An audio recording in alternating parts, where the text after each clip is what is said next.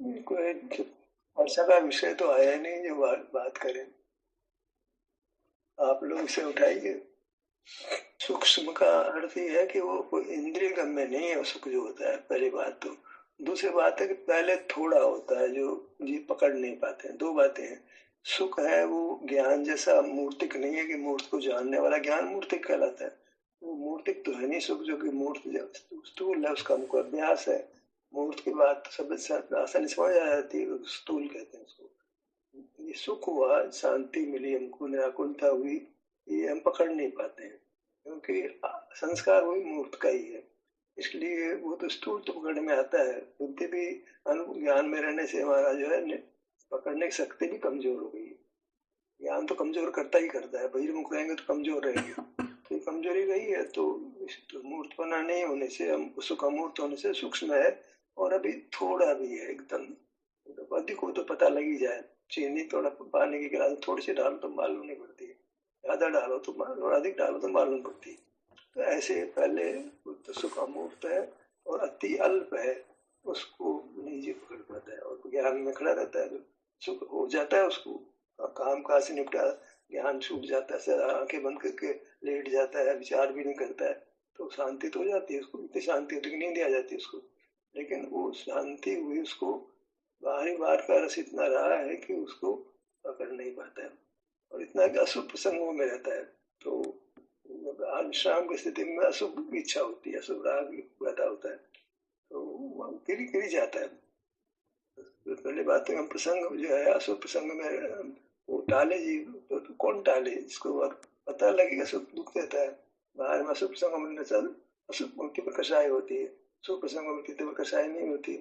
पर वो तो समझ ही नहीं है। अशुभ में ज्यादा राग का सुख ज्यादा लगता है, अशुभ राग का सुख ज्यादा लगता है, शुभ राग का तो सुख ही नहीं लगता है। शुभ राग में कोई विषय नहीं, उनसे फीका फीका लगता है। हम शुभ राग के प्रसंगों में बढ़िया रोशनी, बढ़िया चित्र, कई बढ़िया बढ़िया कार्यक्रम करते हैं, मंदिर को अच्छा बनाते हैं, तो वहां भी विषय सुख को पैदा करें तो ठहरेंगे। तो विषय सुख में अशुभ का इतना ज्यादा रस है कि शुभ में भी अशुभ मिल गया, प्रतिमा भी एकदम सुंदर, एकदम बढ़िया से बढ़िया, कुल मिलाकर के विषय सुख हावी रहता है। तो कभी भाई मुक्ता छूटती भी है, परेशान होकर छोड़ जानना बंद कर देते हैं। तो बहुत देख लिया, कहीं दिल्ली गए, मुंबई गए, कुछ जगह देख लिया, कुछ और देखते हैं, यार बहुत हो गया बहुत हो गया, तो ज्ञान में थक जाता है। तो फिर भी थोड़ा आराम मिलते है, फिर वही जो देखा उसी के बारे में कल पढ़ने लगता है और चर्चा करने लगता है। अभी अनुभव की तो बात भी नहीं करता वो, अनुभव की बात भी तो ज्ञान ही है। तो वो असल में मंद कषाय है, तो उसकी तो बात ही नहीं करता, तो मंद कषाय होती ही नहीं है। तीव्र कषाय में जीते जीते रहता है। जैसे ज्ञान सुबह मान रहा है तो तीव्र कषाय है, क्योंकि इसमें संवेदन की तो बात ही नहीं है। संवेदन नहीं है वो मंद कषाय नहीं है, या मंद कषाय नहीं वो तीव्र कषाय है। तो ज्यादातर जीव तो मंद कषाय में नहीं आते। मंद कषाय तो होती तब है जब अनुभव से छूटे, तो वो ना, तो मंद कषाय हो तो अनुभव में आया ही नहीं है, अनुभव को पहचाना नहीं है। सामान्य जीवों को तो भले पंडित बन जाए, मुनि बन जाए, उसको अशुभ तीव्र कषाय कहना चाहिए, उसका मंद कषाय है ही नहीं। शुभ उपयोग जैसी चीज नहीं है उसके पास। जिनवा नहीं पढ़ रहा शुभ उपयोग है, बात नहीं हो। तो ज्ञान स्वभाव मान रहा है, तो मूल में दर्शन मोह पड़ा है, दर्शन मोह के साथ कैसे, दर्शन मोह के साथ कैसे मंद कषाय गए। दर्शन मोह तो बड़ा पाप पड़ा, तो फिर मंद कषाय जैसी बात होती नहीं। जीवों को प्राय तीव्र कषाय में रहने से ही वो अशुभ प्रसंग ही ज्यादा याद खड़े होते हैं अपने आप ही। शुभ प्रसंग भी खड़े नहीं होते। शुभ प्रसंग तो तब खड़े हो जो शुद्ध विषय ग्रहण कर, शुभ प्रसंग बाद में आए, तो कहते अनुभव से छूट करके कषाय मंद जो है ज्ञान सम्यक मतलब अनुभव छूट करके कषाय मंद होती है, तीव्र नहीं होती है। ऐसे हम बगैर अनुभव किए कषाय को मंद करना चाहते हैं, होती नहीं, मान लेते हैं कषाय मंद हो गई, हुई कुछ नहीं। दर्शन मूल मिथ्या कषाय जानो, अनंत अनुमति कषाय को क्या मंद कहना है। अनंत अनुमति अनंत संसार करते उसको क्या मंद कहे, उसको तीव्र ही मानना चाहिए। दर्शन मोह है, वह कषाय मंद दिखती है, पर वास्तव में भीतर पूरी कषाय पड़ी है। कषाय ऐसी जो कभी अंत नहीं आवे, अनंत है वो, कभी उसको टूटी नहीं है। दर्शन मोह हो तो कषाय टूटेगी, दर्शन मोह नहीं हो तो कषाय टूटेगी। दर्शन मोह निरंतर बना है तो कषाय टूटती ही नहीं है। कषाय का तो मुरब्बा ही बनता रहता है, कषाय तो कषाय में रुक जाता है जीव, कषाय से छूट ही नहीं पाता है। ऐसी बुरी स्थिति है जीव की, कोई जीव उससे निकल पाता है। सामान्य जीव तो भले कितना ही आप बाहर की प्रवृत्ति को बदल ले, उसमें का तो काला का काला अंदर रहता है, उसमें कुछ पवित्रता आती ही नहीं है। हाँ बताइए। क्रिया का नाम तो हिलना डुलना होता है, विचार होता है, वो तो निश्चितता तो है ही है। तो सक्रियता तो होती है। देखो जहाँ आप अपने सन्मुख हुए, विस्तार के सन्मुख हुए, तो वहाँ विचार नहीं है, बोलना नहीं है, हिलना डुलना नहीं, निष्क्रियता तो पक्की है। और वो समझ में जाता है कि मैं हिला नहीं हूँ, विचार नहीं किया है, बोला भी नहीं हूँ मैं, पर जो सुख मिला, शांति मिली, उसको नहीं पहचान पाता है। कुछ शून्यता लगती है पर है नहीं, लगती है कौन सी प्राथमिक अवस्था में, जैसे चीनी थोड़ी डाल तो मालूम नहीं पड़ रही थी, अधिक डलती तो मालूम पड़ती है। ऐसे फिर अपने में रहे तो उसको शांति पकड़ में आवे, ऐसे सामान्य रूप से शून्यता लगती है। क्यों लगती है कि वो अभ्यास को करता ही नहीं है, तात्कालिक स्थिति बन करके फिर ज्ञान में खड़ा हो जाता है। ज्ञान तो इतना हावी रहता है कि वो संविधान में ठहर ही नहीं पाता है। कुछ अच्छा हुआ, कुछ कुछ सोचने लग जाता है, ये मैं हूँ, वो तो विकल्प करने लग जाता है, ये मैं हूँ, ये विकल्प हो गया। और मैं हूँ ज्ञान में इतना सहज है, मैं हूँ ये भी विकल्प हो गया। ऐसी निर्विकल्प स्थिति जहाँ मैं हूँ का ऐसा विकल्प भी नहीं है, मैं सुख स्वभाव ये भी विकल्प नहीं है, मुझे सुख हो गया ये विकल्प भी नहीं है। ऐसी स्थिति केवल अनुभव रूप सुख के अनुभव रूप ही रह जाती है। तो ये स्थिति जब थोड़ा सा लंबाती है तो दर्शन में वो गलता है और फिर बात सही बनती है। तब उसको सुख का असल में शून्यता नहीं लगती, फिर सुख लगता है, अन्यथा तो शून्यता ही लगती है। जब तक दर्शन में वो पूरी तरह गलता नहीं है तब तक वो सुख को पकड़ नहीं पाता है, बस शून्यता लगती है। निष्क्रियता तो लगे, मैं कुछ हिला नहीं, बोला नहीं, चुपचाप बैठा रहा, आधा घंटे तक बैठा ही रहा था जी, बिल्कुल हिला ही नहीं, मैंने कुछ सोचा भी नहीं, ऐसा कुछ बोला भी नहीं, मौन ही रहा था मैं, तो आधा घंटे तक मैंने ध्यान किया, ऐसा मानता है वो निष्क्रियता मात्र को भी ध्यान मान लेता है। अंदर में उसको सुख की अनुभूति उसको तो पकड़ ही नहीं आएगी। तो इससे क्या हुआ कि वो कुछ उसको उपलब्धि अब तक नहीं हुई। शून्यता से आगे बढ़ना चाहिए, शून्यता से आगे संवेदन हो रहा उसको, उसके पकड़ में आना चाहिए, सुख का अनुभव होना चाहिए। सुख का अनुभव तभी होता है जब उसकी स्थिति में ठहरता है, ठहर नहीं पाता है क्यों, ज्ञान उस पर हावी है एकदम। आंखें तो जैसे बिना यत्न के खुली रहती है, बंद करने के लिए यत्न करना पड़ता है। के हो जाता है, संवेदन यत्न से होता है। तब तो हम सारा भी लेते हैं, खुद भी करते हैं, ज्ञान खुद नहीं कर, खुद नहीं कर पाते तो कोई बोलता है ललाट पे आओ, हम ललाट पे आ जाते हैं, आते ही नहीं, अदरवाइज तो आते ही नहीं है। तो हमारा तो ये कार्यक्रम का सारा लेना पड़ता है। अपने आप काम कर लो, सारे की जरूरत है, अपने आप काम नहीं कर पा रहे ना, समझना चाहिए। अपने आप तो ज्ञान खड़ा हो जाता है। ऐसे कोई बोलता रहेगा ललाट हाथ में, उसके साथ साथ चले तो ज्ञान खड़ा ही नहीं हो पाएगा। जो कमजोर है उसको लकड़ी का सहारा नहीं छोड़ना चाहिए।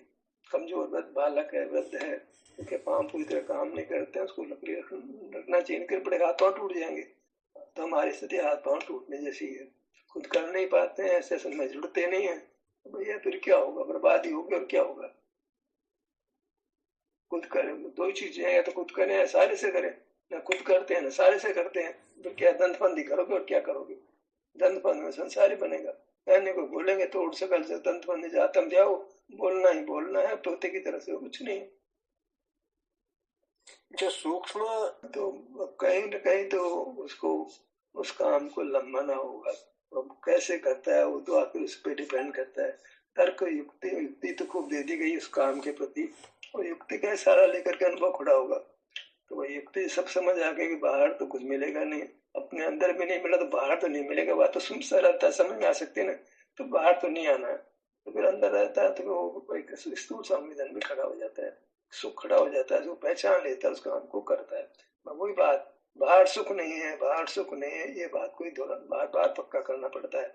वो काम को अनुभव भी है, बाहर में काम से सुख है, सच्चा सुख है, अपराधीन है, स्वाधीन तो नहीं है, स्वाधीन सुख सच्चा सुख है। तो फिर क्या करें, आंखें बंदी रखो, अंतर में विचरण करो, और रास्ता तो कोई है नहीं। हाथ पे आओ, पांव पे आओ, ललाट पे आओ, कान पे आओ, ये करना पड़ेगा, जो बोल रहा है हम भी वैसे ही करें, और क्या करें, दूसरा रास्ता तो कोई भी नहीं है। इसलिए सेशन में जो बोल रहा है वो आपने मुंह का नाम बारी बारी से ले रहा है, उसके साथ चल पड़ो, तो कभी तो बात बनेगी, दर्शन में उगल जाएगा और हमारा काम हो जाएगा। तो समय तो देना पड़ेगा, अब ये आधार लेना चाहिए, ज्ञान में तो काम नहीं हुआ, रास्ता दूसरा ढूंढना पड़ेगा। ज्ञान में तो बाहर खड़े करते कुछ बात बनी नहीं, स्वाध्याय करते करते तो बात बनी नहीं, कोई काम तो कोई दूसरा करना पड़ेगा। स्वाध्याय से व्यक्त नहीं हो पाता है, कोई दर्शन से संतुष्ट हो जाता है, कोई अभिषेक करने संतुष्ट हो जाता है, कोई पूजन करके संतुष्ट होता है, कोई स्वाध्याय करके संतुष्ट होता है, कोई तीर्थों पर गमन करते थे, इस तीर्थ पर जाए, उस तीर्थ पर जाए, उस तीर्थ पर जाए, कुछ दान देके औषधालय खुलवाएगा, स्कूल खुलवाएगा, पैसा दे करके, ऐसे कर किसी को अस्पताल में जाकर पैसा देकर के संतुष्ट होता है। संतुष्टि हम कहीं बाहर में ले लेते हैं तो वो तो चलेगा नहीं। बहुत संतोष होता है, कोई शुभ कार्य में योगदान कर दो तो ऐसा लगता है जैसे मैं बड़ा गली सकड़ी हो गई हूँ, अपना नाम लिखवाएगा, अच्छा मानेगा वो। तो ये सब तो बुलावा बहुत है दुनिया में, दुनिया तो भूली हुई है, हम भी भूले हुए हैं। थोड़ा काम तो जो अपन ने अनुष्ठान शुरू किया है उसके अलावा तो कोई रास्ता दिखता नहीं है। इसलिए हम क्या करते हैं, हम भी समझते हैं किसी का भला करना हो तो चल हमको तेरे को ध्यान का अभ्यास करते तू कर, तो हम भी फिर उसको उसके हिसाब से फिर आंखें बंद करके बोलते हैं ललाट पे जाओ, हाथ पे जाओ, पाँव पे जाओ, पीठ पे जाओ, करें क्या, दूसरा तो रास्ता नहीं है ना। मतलब यह कि पर लक्ष्य में जो हर्ष होता है ना, धन मिला तो हर्ष हुआ, ऐसा कुछ नहीं। यहाँ कोई अलग प्रकार का प्रसन्नता होती है। जो हमें अनुभूत है वही है कि लॉटरी खुल जाए, कोई बच्चों का कुछ अच्छा हो जाए तो हमें मन में हर्ष होता है। और यहाँ ऐसा कोई बाहर की कोई उपलब्धि नहीं है, स्वरूप की प्राप्ति होती है, इसलिए हास्य भी नहीं है, हर्ष भी नहीं है, एक सहज शांति है। शांति मन कोई हर्ष भी नहीं है, ऐसी शांति, हर्ष भी शांति है, हास्य भी शांति है, तो हर्ष भी नहीं है, हास्य भी नहीं है, फिर भी शांति है। वो एक वितरागी परिणाम है जो पैदा होता है, उसी वितरागी परिणाम को बढ़ाते हैं तो उसका निर्णय हो जाता है, बाहर आकर के निर्णय हो जाता है, हाँ बेबी रास्ता यही है। क्योंकि वो एक सुख का अनुभव हो जाता है तो फिर बाहर आता है ना, तो उसे लगता है, अब लगता है उसका हर्ष होता है। यहाँ का भाव अनुभव से छूट करके आता है, अनुभव के समय नहीं है, अनुभव के छूट करके आता है। तो आहा ये खुद विकल्प हो गया, अनुभव में विकल्प नहीं, अनुभव में विकल्प हो, संवेदन मात्र है, सुई चुभई दर्द हुआ, अनुभव हो गया, कोई विकल्प नहीं। ऐसे सुई तकलीफ मिटी, आराम हुआ और हमको अनुभव हो गया, उसके बाद विकल्प नहीं करो। तो दर्द का और शरीर के नहीं होने के, शरीर में अच्छा लगने का ये परिणाम ऐसा होता है जो बगैर ज्ञान के, बगैर विकल्प के होता है। वो इतना क्षण का होता है ना, वो एक समय का, उसके बाद छूट करके ज्ञान में आ जाता है, उसको उसके साथ जोड़ते हैं, वो दोनों के साथ मैत्री नहीं है, मैच नहीं है। ज्ञान अनुभव दोनों एक जैसे है ही नहीं, अनुभव अनुभव ही है, ज्ञान ज्ञान ही है, पर अनुभव करके शीघ्र ही ज्ञान में आ जाता है और फिर वो ज्ञान और अनुभव का भेद ज्ञान नहीं कर पाता है। दर्द के समय दर्द का ज्ञान हो गया, दर्द के ज्ञान तो बाद में है, बाद में स्मृति में दर्द हुआ था, दर्द के समय तो कुछ नहीं हुआ था ना। ऐसे सुख के समय तो कुछ नहीं हुआ, सुख के समय बाद में और मुझे बहुत अच्छा लगा था, इस विकल्प बाद में आता है। एक समय में परिणाम होता है, दिक्कत हुई है ना, एक समय में परिणाम होता है और दर्शन का संवेदन का शुद्ध उपयोग का अभ्यास नहीं है, तो वो अशुद्ध उपयोग का और ज्ञान का ही अभ्यास है, पटपट पटपट ज्ञान में आ जाता है, ज्ञान से फैसला करना चाहता है।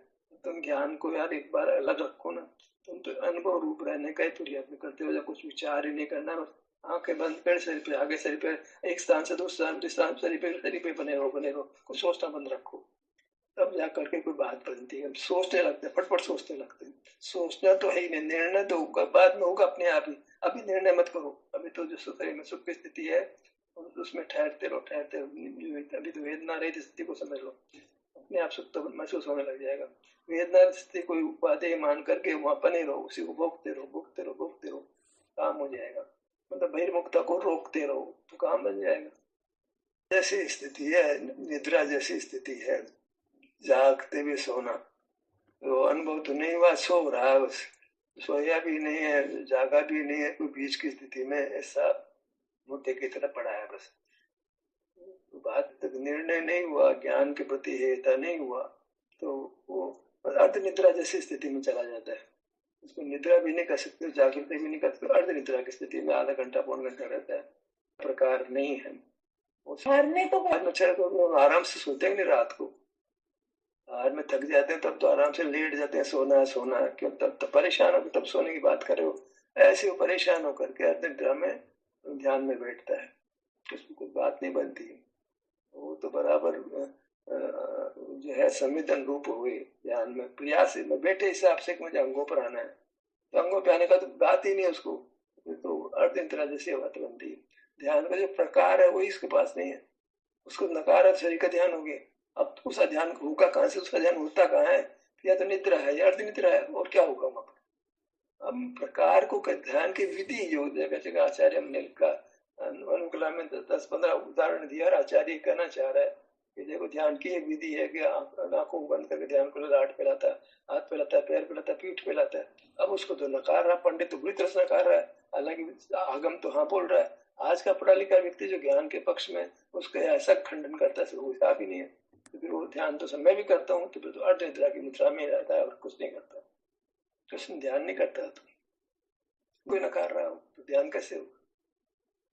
विस्तार की खबर ही नहीं है उसको, ज्ञान ज्ञान पर्याय पर्याय में खड़ा बोले, ध्रुव बोलता है, ध्रुव का स्वरूप मालूम ही नहीं है। वो मैं तोते की तरह ध्रुव बोल रहा हूँ, मैं तो ध्रुव धाम हूँ, मैं तो ध्रुव धाम।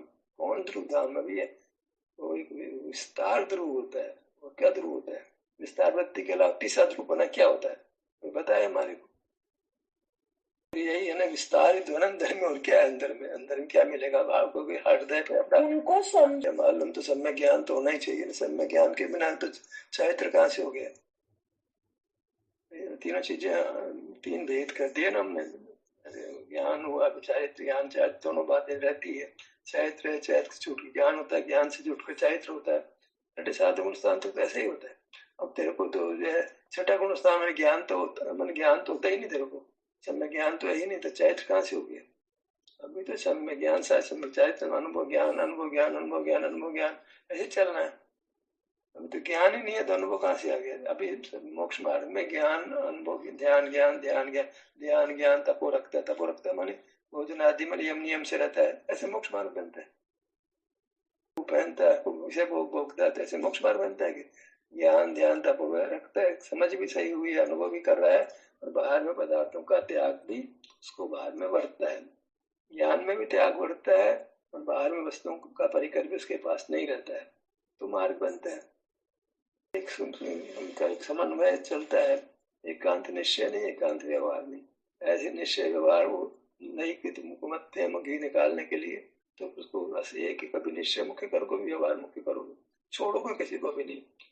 छूटता अनुभव में दोनों ही, जन्म में तो कुछ भी नहीं है ना, न इतना विकल्प का है, तो बाहर आकर के हमको दोनों नहीं छोड़ना, अंदर दोनों ही नहीं है, निश्चय भी नहीं, व्यवहार नहीं भी नहीं है। बाहर आकर के हम उनका आश्रय छोड़ रखते हैं, उनको छोड़ते नहीं है। आरा का निश्चय व्यवहार ने दोनों रखना सम्यक ज्ञान है। दोनों निश्चय तो निश्चय नयाभास है, व्यवहार नयाभास है, निश्चय नहीं भी नहीं, व्यवहार नहीं भी नहीं है, तो बाहर तो कोई मार्ग ही नहीं बना ना। फिर एकांत ऐसा ग्रहण किया, निश्चय नयाभास हो गया, व्यवहार शरीर मेरा है, अंदर का अभिंद से गुण जानता है, व्यवहार पास हो गया, निश्चय आभास व्यवहार आभास हो गया, आभास इन सबसे छोड़ करके एक अनुभव में स्थिति बनती है, ध्यान की विधि में प्रवृत्ता है, तो सब कुछ समझ आ जाता है। अल्टीमेट ये है कि आंखें बंद करो, ध्यान को ललाट पे लाओ, हाथ में लाओ, पैर पे लाओ, तो आपको बाहर आके निश्चय नहीं व्यवहार नहीं दोनों मिलेंगे। ऐसे तो न निश्चय नहीं मिले, न व्यवहार नहीं मिले, भी आभास होगा, या निश्चय आभास होगा, व्यवहार आभास होगा। जहाँ आभास है वहां तक वस्तु नहीं मिलती, मोक्ष मार्ग नहीं है। ध्यान होता है, सुविधि से करो, हमारे साथ बैठो, देखो हम ध्यान कराते हैं आपको, आंखें बंद करो, सिर्फ ललाट पिलाओ, सिर पिलाओ, हाथ पिलाओ, पाँव पिलाओ, ऐसे ऐसे मार्ग बनेगा। जो ध्यान की विधि है वही अपनानी पड़ेगी, मन मर्जी का मार्ग थोड़ी चलता है। वो आंखें बंद करके न चेतन रहे न पुद्गल रहे, बीच की स्थिति, नींद की स्थिति जड़ जैसी होती है ना, अर्धनिद्रा की स्थिति है। कब नींद में आए तो मालूम नहीं पड़ता उनको, आधा घंटा बीत गया, उस वास्तव में तो सो ही गए थे, अर्धनिद्रा में थे या वाकई निद्रा में आ गए थे, तो मान लेते हैं कि हाँ मैंने ध्यान घंटे पर वैसे बैठा जाता है, क्या नींद में बैठा होगा वो, या विचार कर रहा होगा। तीसरी स्थिति नहीं बनती है, तीसरी स्थिति बनती है शरीर पे आने से बनती है, अन्यथा नहीं बन सकती है, हो गया असंभव है। कमजोर अवस्था है तो सारा लेना पड़ता है। ज्ञान को सर्वथा छोड़ेगा, सर्वथा छोड़ेगा मैंने ध्यान ज्ञान दोनों चलते हैं।